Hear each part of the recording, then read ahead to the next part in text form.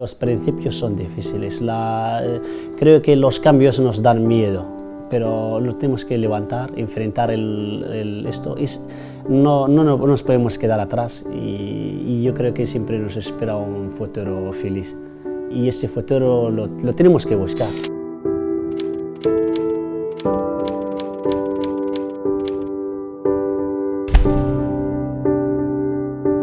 Soy bereber, siempre me gusta decirlo bereber y orgulloso de serlo, bereber del desierto. En mi país era estudiante, pero bueno, de una familia muy pobre.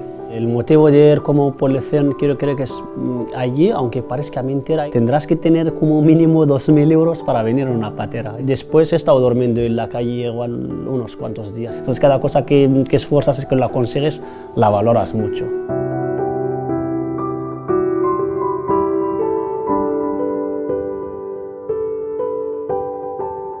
He sido un chaval que ha aprovechado todas las oportunidades y además las ha aprovechado muy bien. De todos los menores que habían llegado a Vizcaya, que una vez que cumplían los 18 años dejaban de estar bajo la protección de menores. Yo soy un afortunado, me he encontrado con mucha gente que me ha ayudado en mi camino. Lo fundamental es que tuviesen una casa y un sitio para poder vivir y para poder vivir con dignidad, que pudiesen legalizar su situación. Yo y mi compañero, el que hemos iniciado en esa empresa, hemos iniciado 2 personas, llegamos a ser 9 personas en esa empresa. La experiencia que tenemos es que estos chavales, en el momento que les das oportunidades, las aprovechan.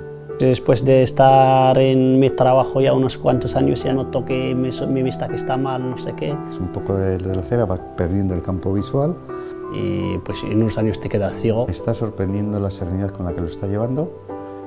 Y me parece que nos va a dar un gran ejemplo de superación. Yo creo que también hay que beber cada momento, disfrutarlo, beberlo y ojo, pues si soy bio y que ya sale un buen día, pues lo voy a disfrutar ese día.